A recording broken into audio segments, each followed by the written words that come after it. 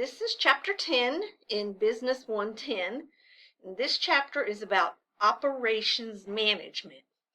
So before we begin, I should let you know that I have never worked in a manufacturing facility. So just like you, everything I know has come from books or from talking to people who have worked in manufacturing. So, I don't have any really good stories for you, basically, is what I'm saying, because I've never worked in manufacturing. So, production is turning natural resources into products and services. So, for example, trees are in the forest. If you want a wooden desk, the trees have to be cut down. Somebody has to make that into lumber. And then that lumber comes to some kind of facility that it then becomes a desk. So that's what production means. Operations management means managing the production phase. So let's go back to the wood in the forest. Operations management means getting the inputs, which would be the wood, making sure that wood becomes lumber, and then lumber getting to the production facility so you can make a desk. So there's three kinds of questions, if you will, that you need to know about production. Where, when, and how will production occur? That's called production planning. Production control, the day-to-day operations, and then improving your production and operations, which means just finding more efficient ways and methods of production. Your book goes into quite a bit of detail about some of that, robotics and Gantt charts and all that. I'm not going to go into that. Your book does a pretty good job if you want to read the book, or if you do read the book. I just want to stick to the basics, okay? So for production planning, there was three very intuitive kind of phases: long-term planning, medium planning, and short-term planning. And the years are there. But basically what you're trying to do is the when and the how and the where. And we'll get into that a little bit more. But what are you going to produce? Where are you going to produce it? What machines will you need to produce it? How many people will you need? All of that goes into the production planning phase.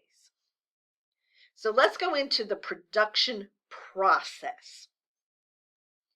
There's three kind of ways to make products. The first one is mass production. Everything is identical. It's kind of like the old Model T with Henry Ford. It comes in any color you want as long as it's black. That means mass production, everything is the same. Mass customization means that up to a point, everything is the same, but then at some point, you customize it. So think about the color of your car, okay? At some point on that assembly line, a car is going to be painted blue. Another car is going to be painted silver. So that's mass customization. And then customization is making one at a time according to customer specs. So one of the things to think about is think about machining. If something breaks and you need an aluminum, I don't know, bolt, and it's not something you can buy at Lowe's, you're going to have to go to a machine shop and tell them, I need a 2 3/8 aluminum bolt, and they're going to make it for you at the machine shop. Everything about that bolt is customized. So for the production process, those are the three ways, and you may get a little bit of lap over, kind of crossover in them, but those are really the three ways that you can produce something. Process manufacturing and assembly process. Once again, ways to manufacture things. There are other terms you need to know, let's say. Process manufacturing means that you are taking the inputs and you're breaking them down. you're getting ore and you're trying to find the gold in it. Your book uses something about some kind of mineral that they're trying to get out of a rock. So for process manufacturing, you get the inputs and you break those inputs down. In assembly process, you get the inputs and you put them together, hence the word assembly, okay? So when I think of manufacturing, I typically think of the assembly process, but we don't want to forget about the process manufacturing, because there is, a lot of that is in like mining. But assembly process, that you're putting all your inputs together. Another thing that you have to think about in the production process is the timing. How are things going to be made? Is it a continuing process, which are long assembly runs where the equipment goes on sometimes for months? Do you have faith in your equipment that it can run for months? So continuous processing, one of the things that your book uses as an example is electricity. I worked for an electric cooperative for a number of years, and the electricity is on all the time unless there's a storm or something. That is the continuous processing. It's coming from the high line where it's manufactured, from the plant to the high line, from the high line to it steps down to the transformer or to the substation, and from the substation it goes out. So that's a continuous process. An intermittent process is where you're making batches of things. You may make, let's say, a batch of red shirts, and then you're going to have to retool the machine, and maybe you'll be making a batch of red pants. Okay, you might be using the same cloth, but you retool the machine to make pants instead of a shirt. So that's what intermittent process means. One of the decisions you have to make in production planning is, where are you going to produce it? Where are you going to put your facility? And your book talks about these types of considerations, I guess is the best word. Availability of inputs. The number one country to get diamonds is South Africa. If you're going to be making a lot of like really detailed drill bits or really expensive saws, those all have diamonds in them. So you may want to move to South Africa because that's where the diamonds are. Another way to think about this is, maybe you manufacture soda, Coke or Pepsi or whatever. The number one ingredient in that is water. So are you going to move to a desert to manufacture Coke or Pepsi? Probably not, because the availability of water is not there. So that is what you have to think about, the availability of the inputs. Marketing factors. Can you market to a specific audience? Are you shipping this everywhere, or are you just marketing locally? Manufacturing environment. There are some communities where their zoning is so strict that you can't put a manufacturing plant there.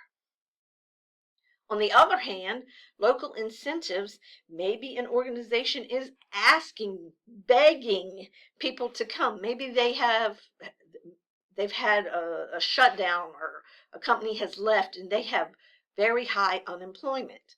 The local government and possibly the state government will give them incentives to move to your community.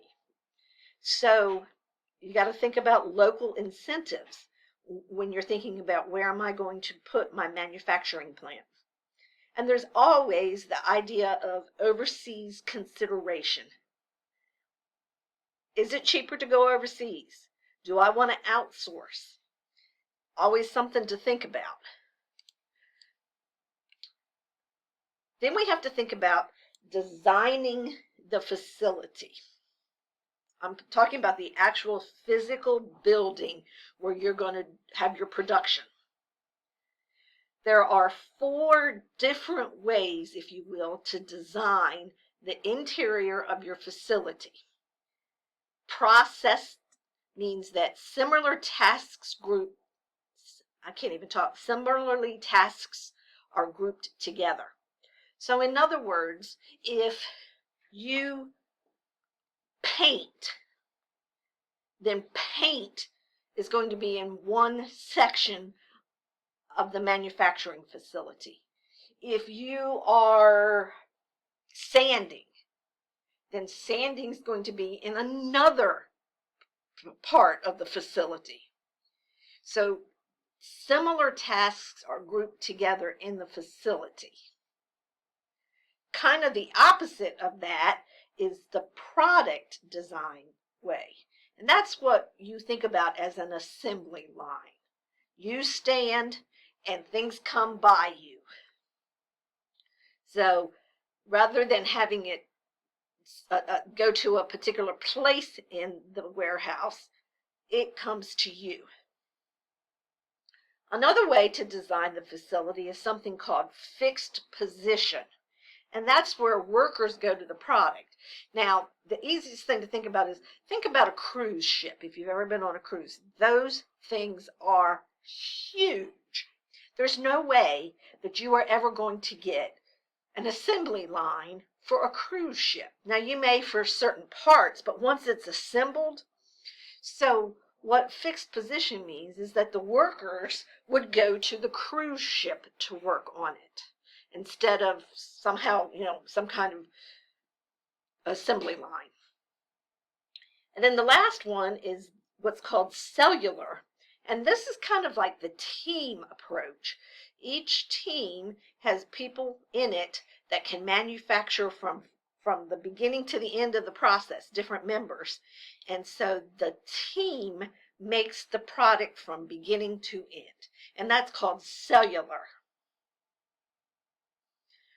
Another thing you have to think about in manufacturing is resource planning.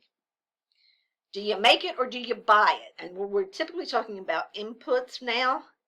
Let's go back to the lumber and building a desk. Do you own the forest where you're getting the wood, or are you buying lumber from somebody else, basically? You also have to make the decision on how much inventory you're going to have on hand. Inventory can be very expensive to keep. Just think about if you have a bunch of inventory and you have to have a building to put it all in, you've got to have the building, you got to have insurance on it, and you always run the risk that keeping parts, you will phase something out and you still have the parts and they become obsolete. Your book talks about supply chain. It's kind of an odd way that they kind of just throw it in there. But I wanted to tell you what supply chain means because you hear that a lot. Securing the inputs, producing the goods, and delivering the goods to the customers. It's a continuous process, okay?